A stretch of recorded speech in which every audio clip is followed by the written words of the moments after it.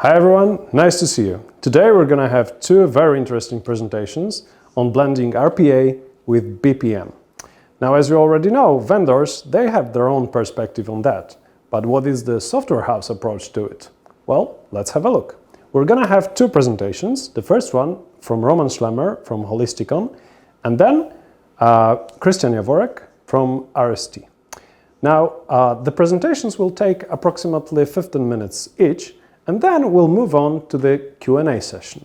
For those of you who are using Hopin for the first time, please feel free to write down any question that you might have during the presentations into the chat box on the right side of the screen. Now, the presentations will be held on the main stage, and for the Q&A, we'll switch to the Sessions tab. Roman, take it away.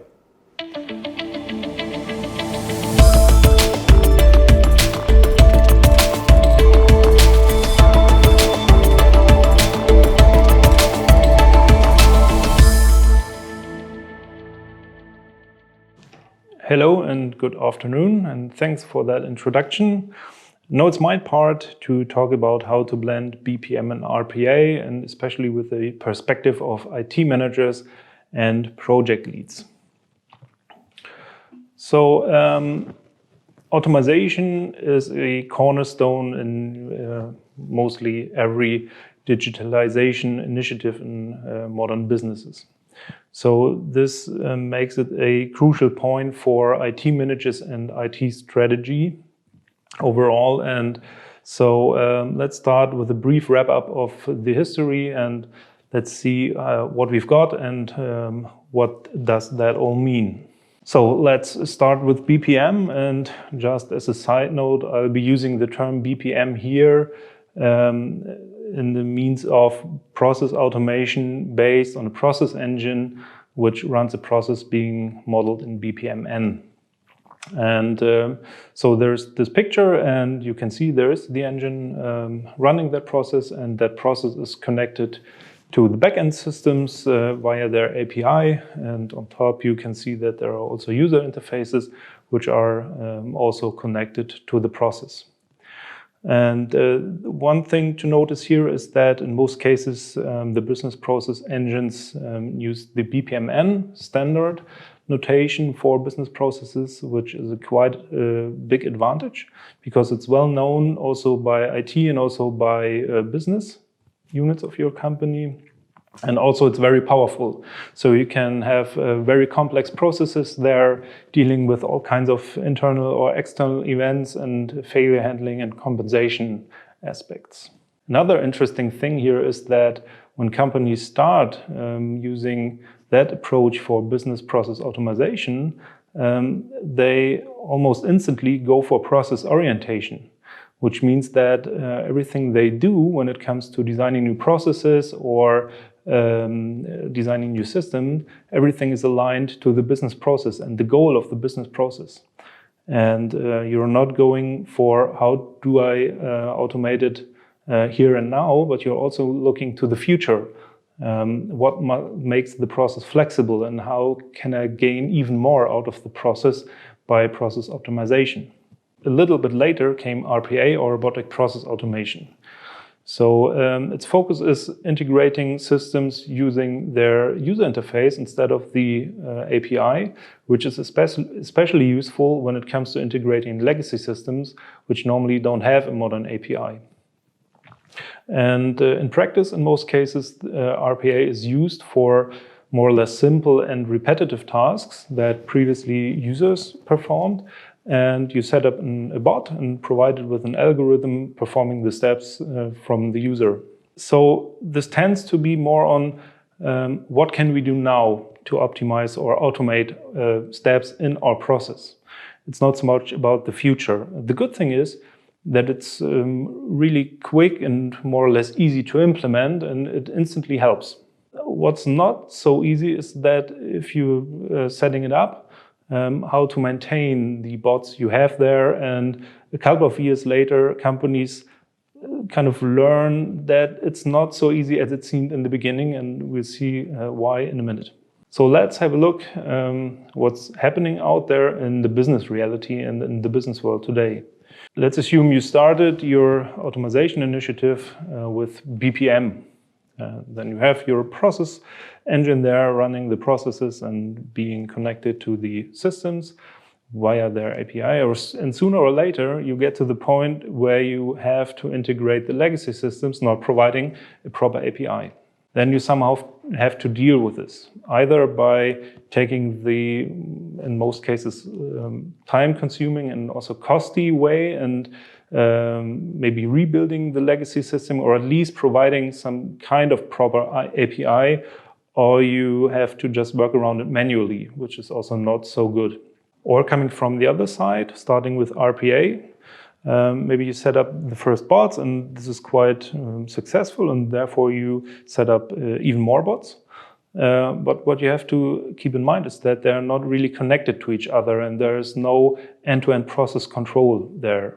And if you want to go for more and to have overall process automation, you have to find a way for that. And that's why we are asking, why not combine the two of them and have best of both worlds? So how can we do this? How can we combine BPM and RPA and having end-to-end processes being run by a process engine, and also having or using bots as integral part of that process and connecting it to legacy systems? So this is our vision, and now let's find out how to get there. So let's start with the perspective of the IT manager. He has to decide how to start the digitalization initiative or to proceed. In other words, how to invest the money or the IT budget. So let me start with referring to one thing that you can find in different articles or on conference talks. Some say that RPA is just a band-aid and it will become a huge technical debt for you, your company, and your IT. I think this is a bit narrow-minded because, first of all, the real technical debt are the legacy systems that are outworn and they don't provide a proper API or modern technology. The real question is, how can we deal with this, or how can we get rid of those systems? So then I've seen a talk from the telecom on the last year, or on the last Communacon, and this was quite inspiring for me because what they did is they started with RPA a couple of years ago, were very successful because within a couple of years they saved 93 million euros by just giving the work from the employees to bots. And this is quite impressive. And the question now is, what can we do with this money? Can we just keep it? Or can we, from day one of our digitalization initiative, say, okay, this is a quick win, this is good, this saves us time and this saves us money, and now let's invest that money on the real IT modernization and further orchestration and automation of our processes. And this brings a new light or a new vision on the topic of business process automation and digitalization in itself. Yes, this is highly strategical and sometimes even political, but I think also there's no better time to start than now. And maybe this is also a generation thing. So from my feeling, legacy systems are handed over from one generation of the IT managers to the next, and the next one has to deal with it. And now you can choose, am I willing to do the same and just plastering RPA on top of that? Or am I willing to go the next huge step forward to total process automation and using RPA as a catalyst for the real thing and the real IT modernization? Okay, with that vision in mind, now let's have a look how to get there. So what's the methodical or conceptual approach to go that way? So first of all, what is a bot? I'd like to start with that question.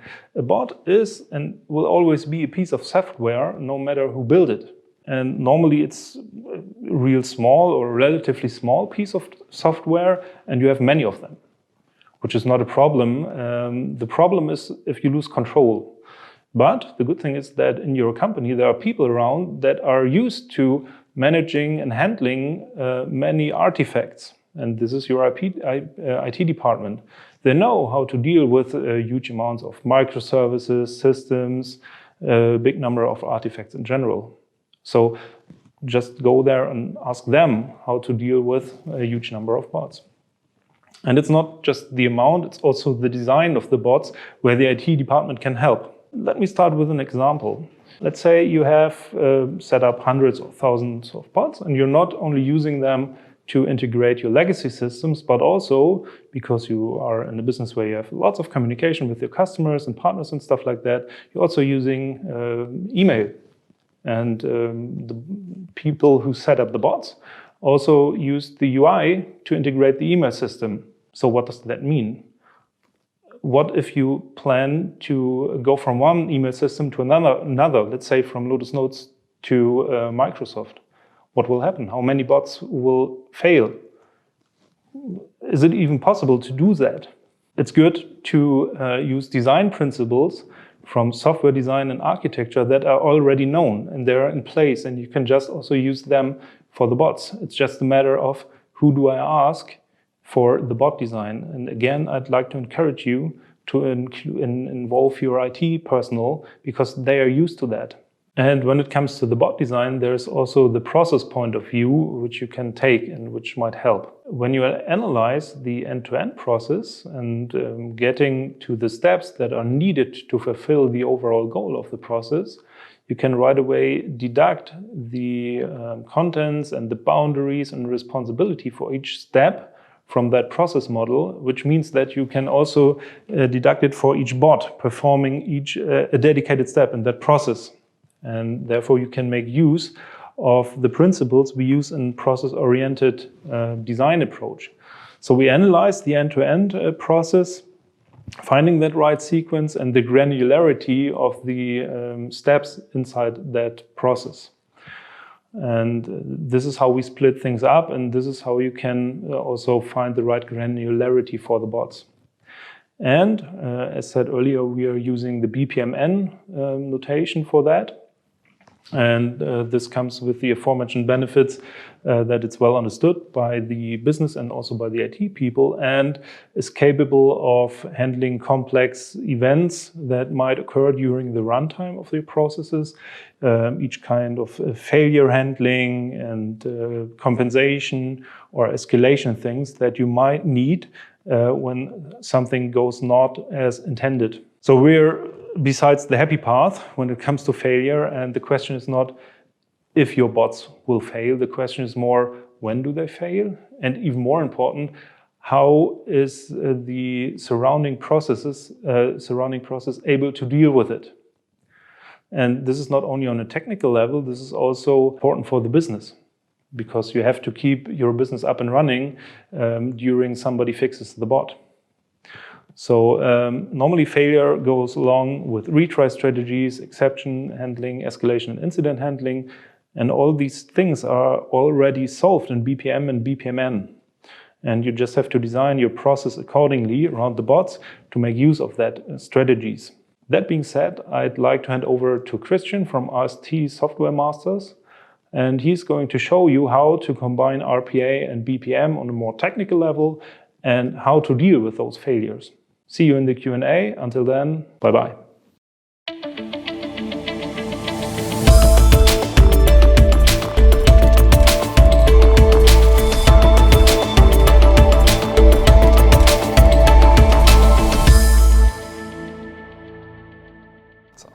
Welcome everyone. Thank you, Roman, for the brief introduction. My name is Chris, and as Roman already mentioned, I'll be talking a bit about error handling and when and why human interaction is really needed when blending RPAs with BPM.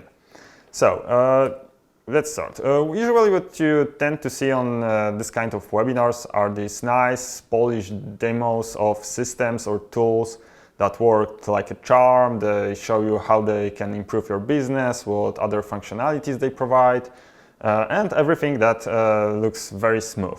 Well, this is not really the case in the real world. As we all know, there are issues that we cannot really predict.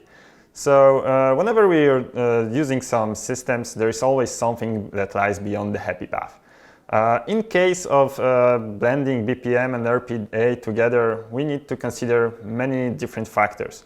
Well, and of course, we cannot predict everything.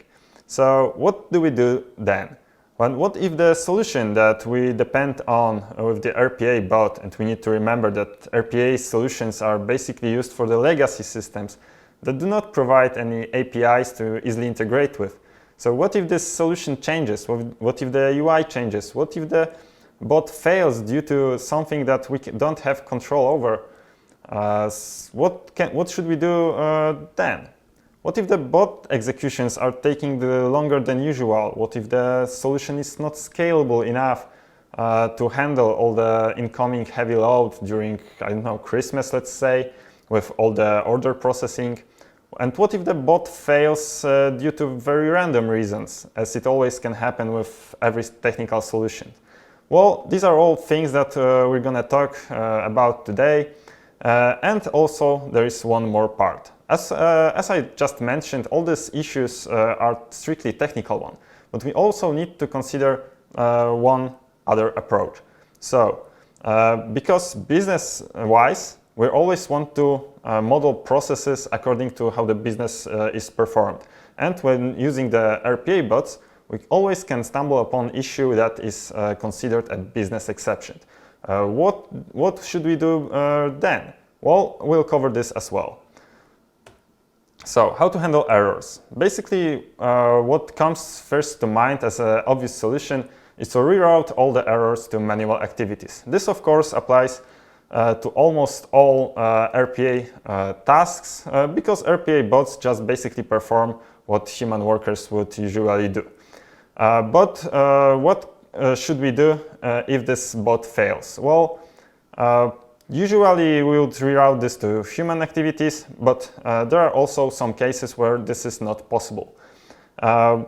It might be tempting in such cases when the bot is not responding due to some heavy load, heavy lifting of the external system, that we should kill the bot. Well, this is not really the case, especially in case when we have a heavy load of the system, when we have hundreds of thousands of bots performing the jobs and getting stuck on something particular because the legacy system is not scalable enough. Well, it might be tempting to just kill the bots and start over. Well, this is not really the case. We want to avoid this at all costs, mainly because due to the reason that some things might then be performed twice. Well, as you can imagine, this is something we would want to avoid, especially when handling, for example, money transfers. Well, we wouldn't want to transfer money twice to some account. This is, of course, something we can predict and we can handle. But there's also the business part of this issue. Well, what if the errors that we stumble upon are not technical ones, but strictly business ones?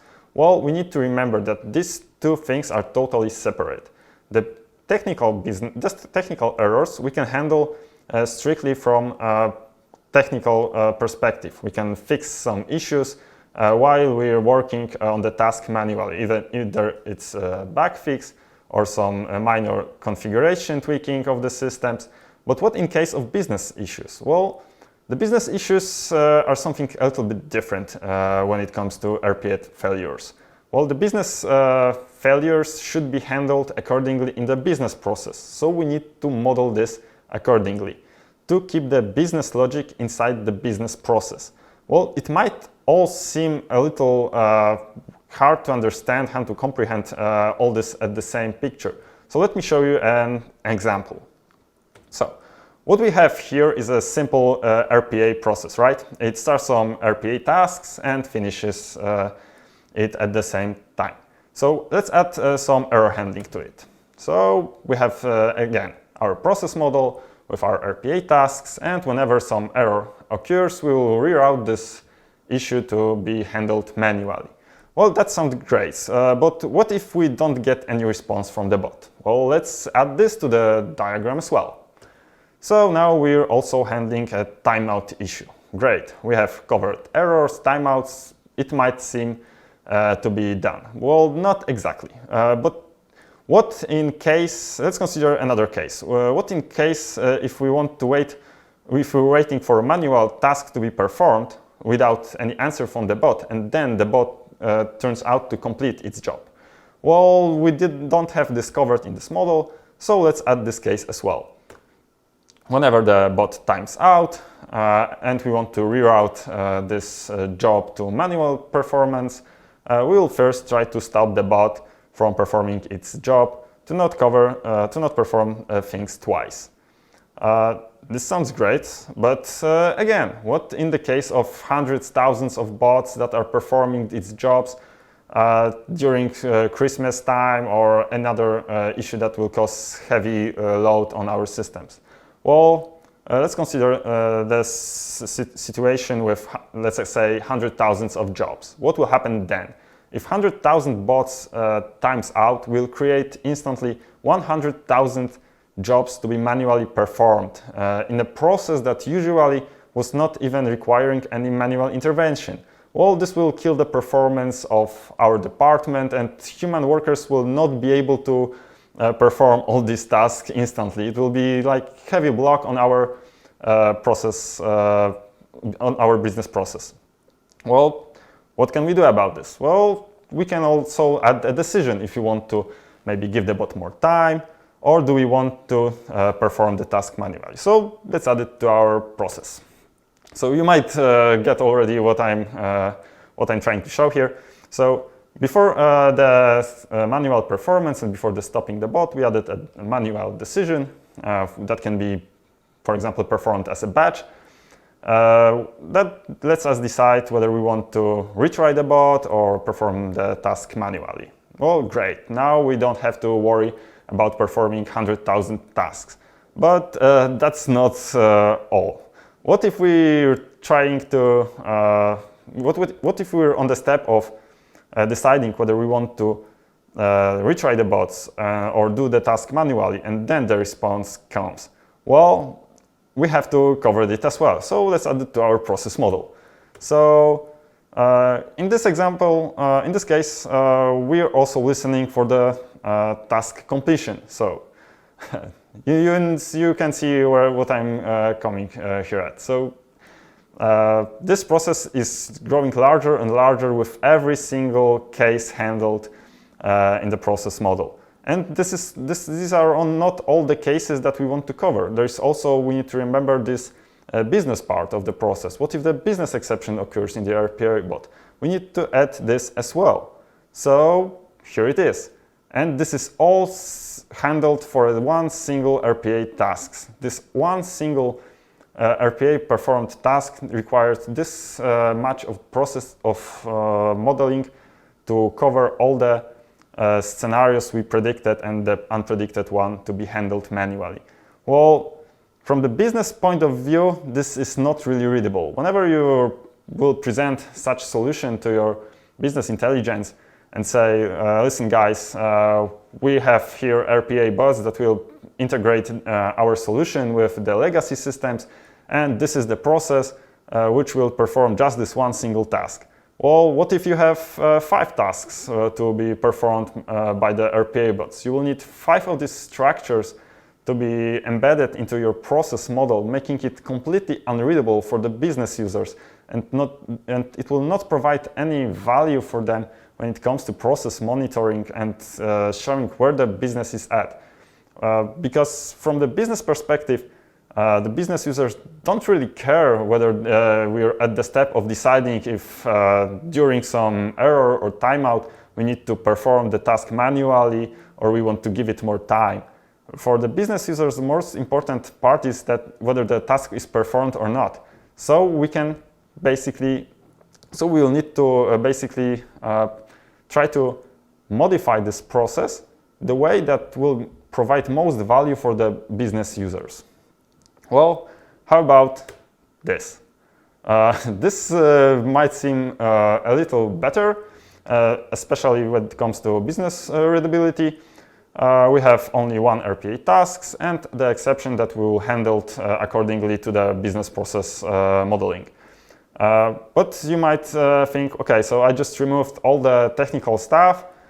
So what about the error handling? Actually, what we did here, we introduced another layer of the process. This layer of the process is responsible only for the business part. However, beneath this process lies another one that is responsible strictly for the error handling from the technical point of view. What it provides us with strict technical monitoring of the performance of the RPA bot that will let us handle all the issues that we just talked about without influencing the business process at all. But I won't go into details about what this process does. Well, maybe let's see this on a real-life scenario. So let me just switch.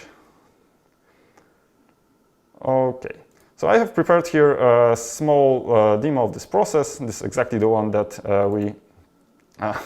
we just saw on the slides. So let's start with a simple approach. So this is we'll start the RPA process. Let's start with a happy path where the process will launch the RPA bot and it will success. So we started the process. Let's see if it's running.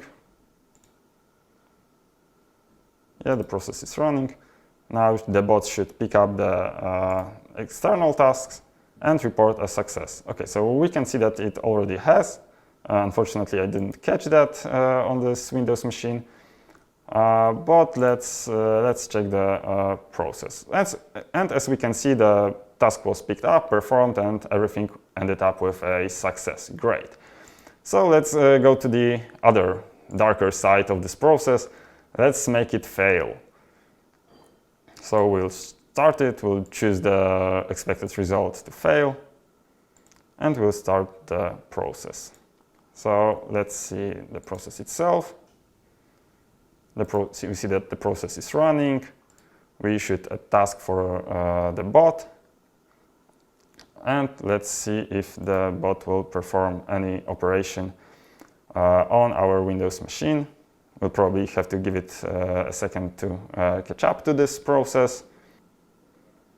Yeah, and as we can see, the process attempted to start on the Windows machine, but the bot reported a failure because of whatever reasons it wanted to fail. Let's check on how it's visible in our process.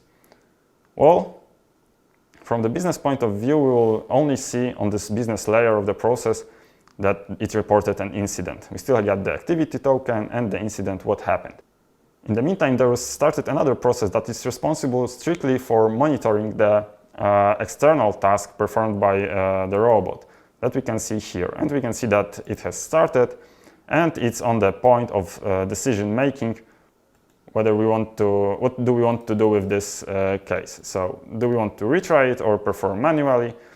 This task was issued to a human worker, so he can decide whether we want to perform it manually or give it another go. Well, for this case, let's perform it manually.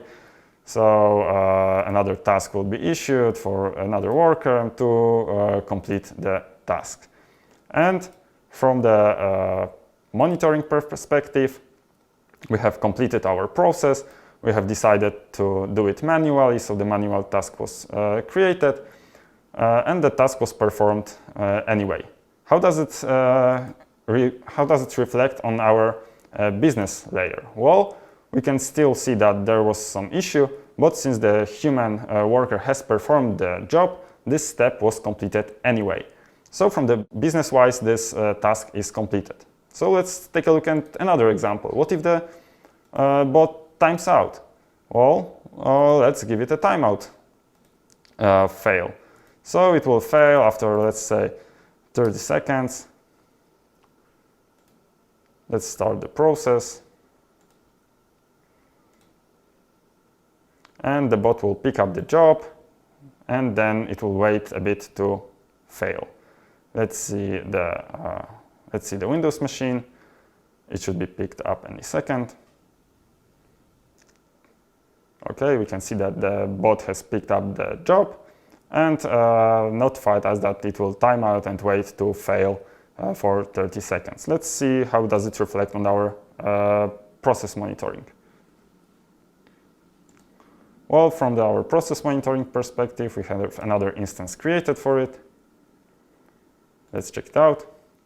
So we're waiting either to time out or to fail the tasks. We'll see what comes next.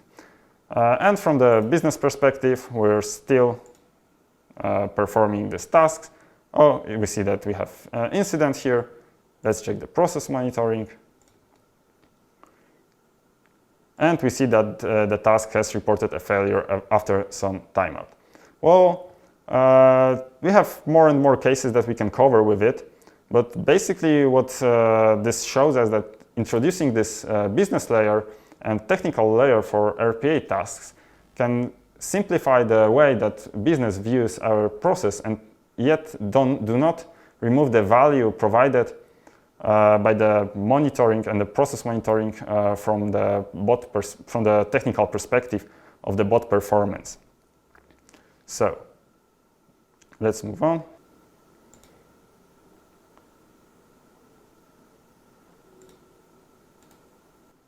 So what about this solution? So this solution was just to show you that there is some difference between embedding this error handling that can handle most of the cases you would usually stumble upon to distinguish the error handling from the business perspective and the technical perspective. We did this solution using the new solution of Camunda 7.14 that uses strictly UiPath. Why did we do it? Well, actually this ready-to-go solution provided by Camunda that uses this external task pattern. Another reason why we wanted to use this solution is because it's really low code. It doesn't really require any coding at all. You just need to configure RPA bridge and some process parts. And it is a ready-to-go solution that will provide you with all the tools you need to really connect your RPA bots with BPM, while providing you the freedom of choice of what type of error handling you want to implement, whether it's still embedded in the process model or it's extracted to this technical layer of the process model. So, but what you might ask yourself, what if you're not using Camunda or you're not Camunda 7.14 already? Well, actually, it doesn't really matter which solution you use or which version, because it's still the same patterning as it would be in usual BPMN. Beside the fact that you have many other different patterns that you can use for this RPA communication. One of the most popular solutions is the request reply pattern. So you just send a command to a bot and the bot responds how it has completed its job. Well, you can implement all the error handling patterns with the distinction between business layer and technical layer in this as well. Another case of the request reply pattern would be to use some AMQP communication channel with the RPA solution. Doesn't change anything. You still can implement this pattern regardless of the RPA or BPM solution you're using. Another pattern would be adapter layer, where you just introduce either custom adapter or provided adapter for your RPA solution. And of course, the external task pattern, which we just saw, where you can either use the RPA bridge provided by Camunda if you're using Camunda, or you can implement your own external pattern client that will fetch and perform your RPA jobs. So, but what's really the difference between the RPA bridge and using the RPA bridge and using a custom solution? Well, as I already mentioned, this RPA bridge solution is something you can get out of the box, but in comparison to the custom solution, which would require you implementing your own solution. Well, this has some pros and cons. Of course, with the RPA solution, you get the forced upon you this using the external task pattern, where for custom solution you can basically use whichever pattern we just talked about. But as on the other hand, the RPA bridge, while restricting you to use external task patterns, really allows you to go low code. You just need to configure a few parts of the process and you're ready to go when you're integrated with UiPath. However, with the custom solution, you would be able to integrate it with whichever RPA solution you choose. Well, that sounds nice, but from the business perspective, what are the gains? Well, with the custom solution, you will really need to invest a lot of time to figure out how to solve issues that you can get out of the box and just run it on your application server. So how to do it? How to do it properly? Well, few things that you need to reconsider. You need to consider when you are beginning to work with blending BPM and RPA together is you really need to focus and give some time to think about what you want to achieve with this. Usually this is to handle some integration with legacy system. But remember that legacy systems that are operated using RPA is something that you will need eventually to replace with something that provides some modern API for integration. You need to also consider what options you have for handling this case. Like whenever the legacy system provides you requires you to use either some special operation system, which bots do really work well with it, and which BPM solutions will work with the bots you choose from. It's really dependent on the context of your case. And last of all, remember, don't reinvent the wheel. Most of the problems you will stumble upon has already been solved, either with the BPM part or RPA part, or integrating one with another. Well, somebody has already done it. It's always like this. So don't really try to figure out things that will cost you a lot of time and money and can fail eventually. Find someone who can help you with it. This being said, I would like to give a few minutes to Jacek, who will tell you how you can find someone who will really help you to blend BPM and RPA together. Thank you.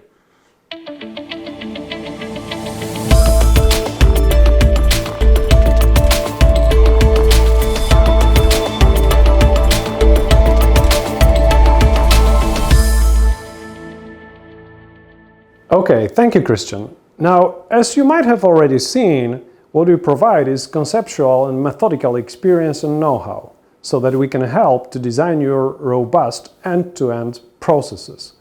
We have the technical knowledge and the skills to integrate RPA and BPM fitting to your particular need. What we can do also is to educate your people to design bots properly so that they work in parallel with BPM. Okay, now it's time for the Q&A. Please switch to the Sessions tab and feel free to ask questions directly to the chat box on the right side of the screen. I'll pass them on to our subject matter experts, Krystian and Roman. Thank you and see you there.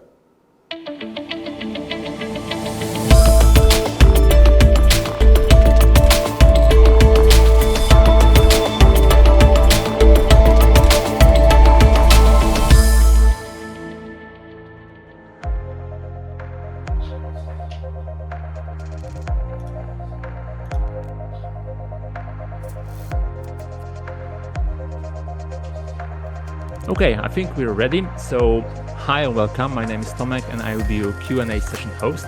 I think it's worth taking advantage of our experts here. And I see that we have few questions already asked, but we also have few questions that was waiting for this kind of opportunity when we can talk with our experts. So hopefully we have time to answer it also. One more thing, after the Q&A session, if you want, you can use our networking tab when you can have one-to-one conversation between each other, not with our experts, when you can talk about how BPM and RPA are or can be helpful in your company. That's quite nice feature of the Hopin system that provides some kind of live event experience. Okay, without further ado, gentlemen, are you ready? So let's get started. Sure. Okay, there were a few questions asked during the presentation, so I will start with a question from Maciej.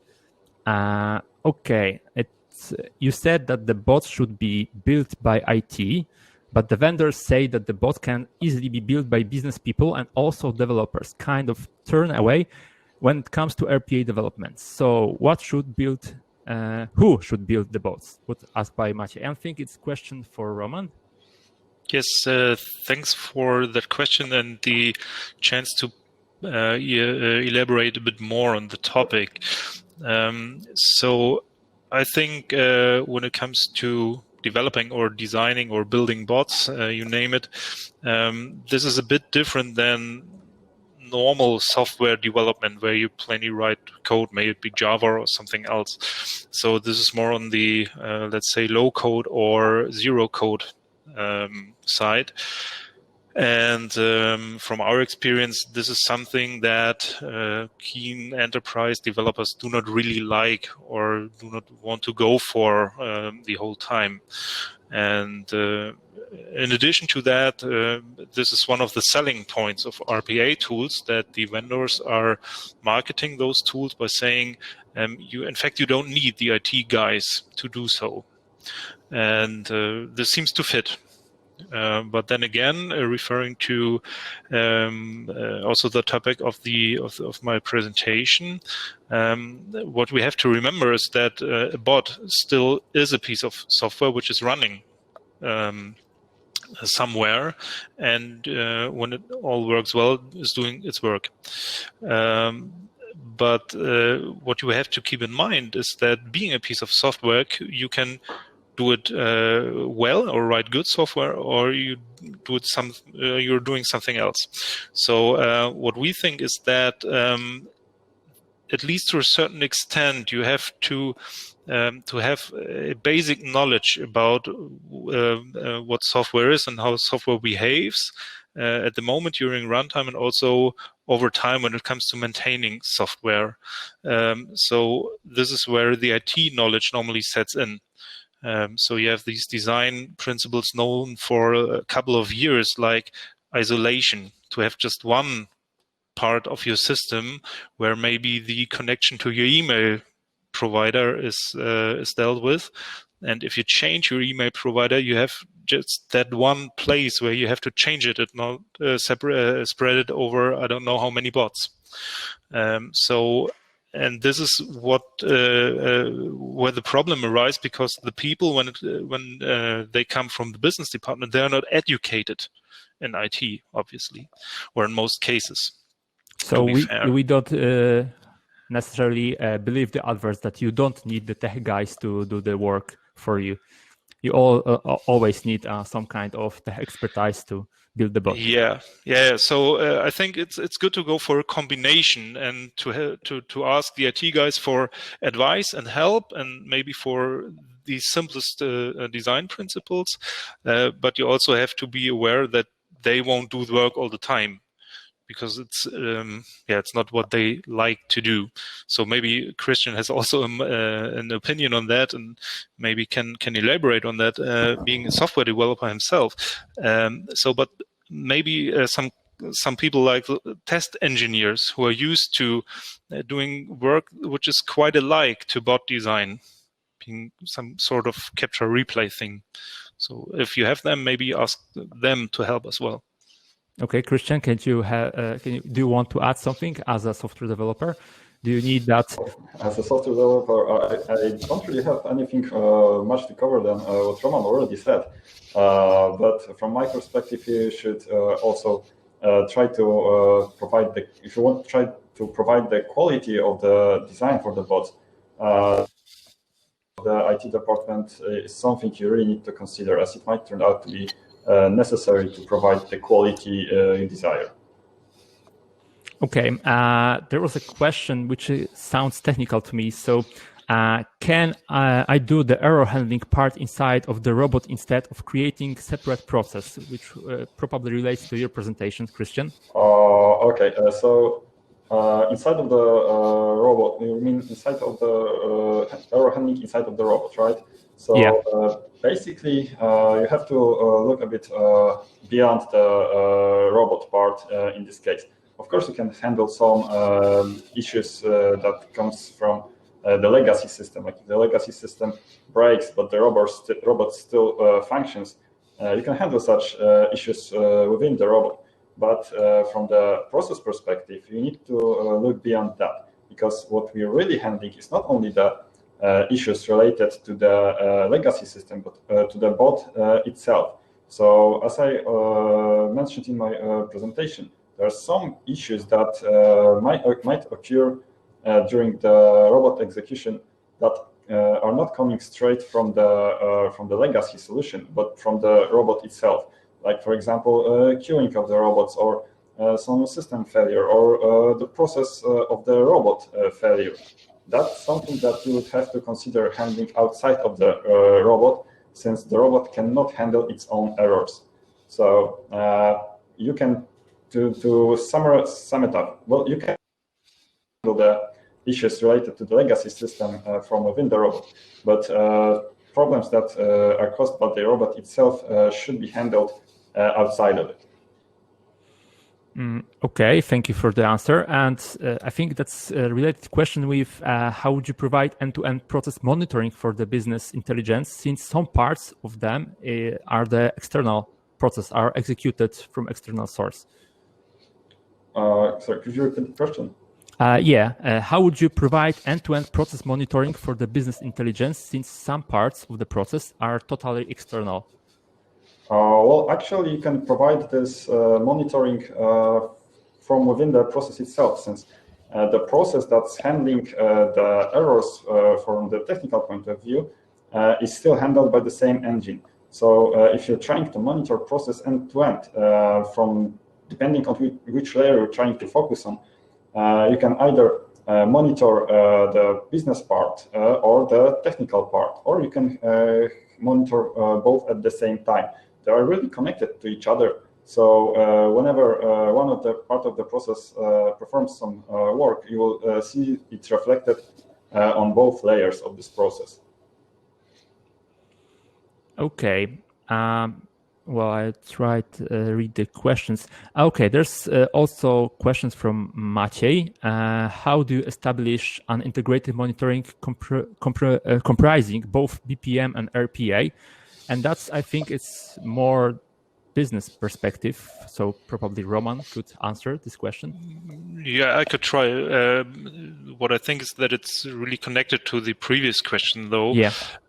So when it comes to monitoring, there's in most cases there's the business side and there's also the technical side. So what we use monitoring for is to have a look at how the processes are running right at the moment. This is not about reporting. It's how are things going, and do I have to act as someone who's responsible?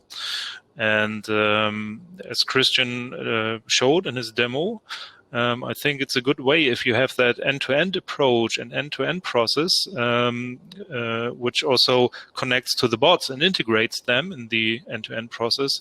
It's a good way to start there and then go top down and drill down further if you have to. So what I would go for is to have the BPM process in the process engine, like we've seen in Camunda, for example, and there's the cockpit, and you can right away see in the cockpit where a process instance is stuck, or where it is working on at the moment, and you can try to fix that. But you also have the overall view about all running business process instances at the time, and you can see maybe there are quite a lot of instances stuck at one dedicated point or step because one bot is failing constantly. And then from a business point of view, you have to decide, what do I have to do now? Can I fix the bot? Are the people who are working in the process after that step, they're plenty waiting for their work, or could they do something else, or do they need help, or whatever?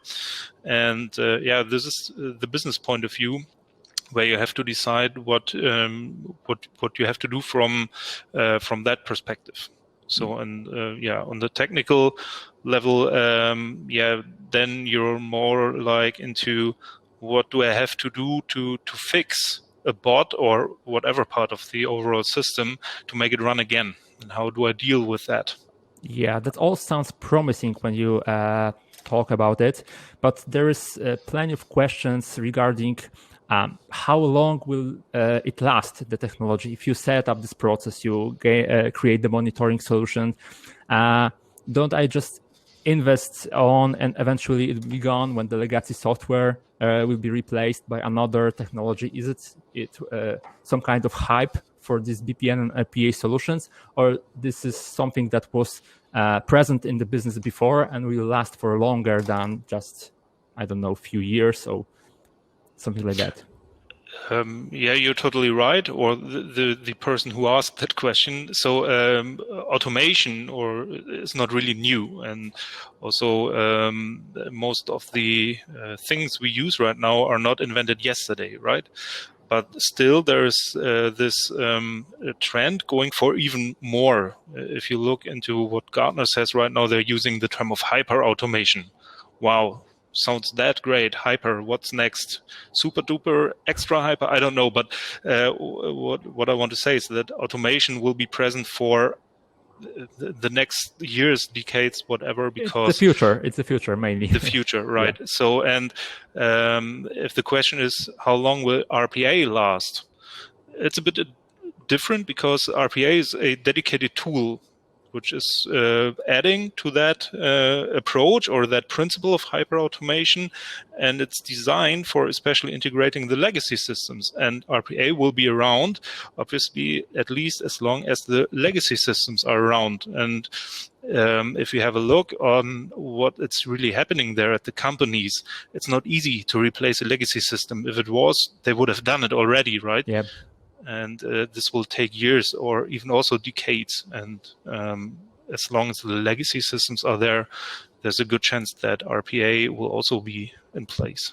And be helpful to orchestrate the legacy systems. Yeah. Okay. Right. Well, there is a question probably for Krystian, since we are not using Camunda for BPM, but we want to integrate RPA bots into our process. Would it still make sense to separate process into layers, or it's in Camunda specific solution? Krystian? Well, actually, when it comes to this approach, Camunda has nothing to do with it. This approach is more related to how you want to operate on your business process and how do you want to see it and monitor it. Whichever solution you're using for BPM, you can always split it into this two layers of process, for the business part and for the technical one. Just the case that we've done it on Camunda shows that it can be done, but it does not force you to use this exact solution. Whichever solution suits you, suits your needs for the BPM part, you can use it, and you can use it also with this two-layer approach. Okay, thanks. I could remind our watchers that you can always ask another question. That's not the fixed list. So if you want, feel free to ask another question. I have the last question, probably also for Krystian, that is noted from the presentations. Can we use already existing BlueWorks bots with Camunda? Do we need do we need Enterprise to do it? Well, actually, the brand of the solution for the RPA does not really matter as long as you can integrate with it via some adapter layer or with some event bus. You can use it. You can use it the same way we showed you the UiPath part here. Just the fact that we used UiPath here was decided because we tried to show you also the Camunda 7.14 feature with the RPA bridge, which provides you this ready-to-go solution for easy integration with RPA bots. If you're using any other solution for the RPA, you can use the patterns I mentioned, whether it's request reply pattern or external task pattern. It doesn't really matter as long as your bot are able to pick up jobs from some IMQP bus or can take the orders via REST services. They can be integrated into your BPM process. Okay, so in your opinion, is it worth upgrading Camunda to get this feature, or you just, as you said, you said in your presentation, you can use some kind of workarounds to create same process, external process monitoring without this feature? Is it worth work? Well, whether you ask if it's worth to migrate to Camunda from other BPM solutions, well, the answer is the same as in most of the cases. It depends. It depends on how much time you got, what budget you have, what needs you would need to fulfill with this upgrade. And when it comes to the enterprise itself, and especially the feature of the RPA bots, well, if you have a bots and you have Camunda as well, why not just use it? This is a really simple solution that will save you a lot of time and money compared to developing your custom one. And beside that, you can always rely on the fact that this solution has already some support from both UiPath and Camunda side. So you don't really need to worry so much about handling all the new versions of your bots or Camunda, as it will be provided out of the box. The support will be provided out of the box with this solution. Okay, thank you for the answer. As I see, that's all the questions that have emerged right now. Am I wrong? Now there's no new questions in the chat. So, okay, I think that's all for the moment. Or do you, Roman or Krystian, have some kind of final word to say? I've just seen in the chat right here that there is a new question, maybe. Right. Yes, I will try to read it loud because of the recording purposes. From the business perspective, to what even does it make sense to actually analyze and improve the process at hand before setting up bots for the task along the process? What experience have you made about additional benefits? That's the question, probably for Roman. Yeah, so I think, again, it depends a bit upon how familiar you and your company are already with BPM. If you're more or less new on that, I would be very careful of not overacting and try to go for too much optimization in the first step. So it's more like going to keep to make it run in the first place and then move on from there. So and then there's maybe baby steps at the beginning and getting all set up, and as a company and the involved departments getting used to it, and going for optimization later on. If you're familiar with it, after the first, second, third process, you managed to automate in that kind of in that way. I think things will go faster and speed up, and you're prepared to go for more optimization from day one. Okay.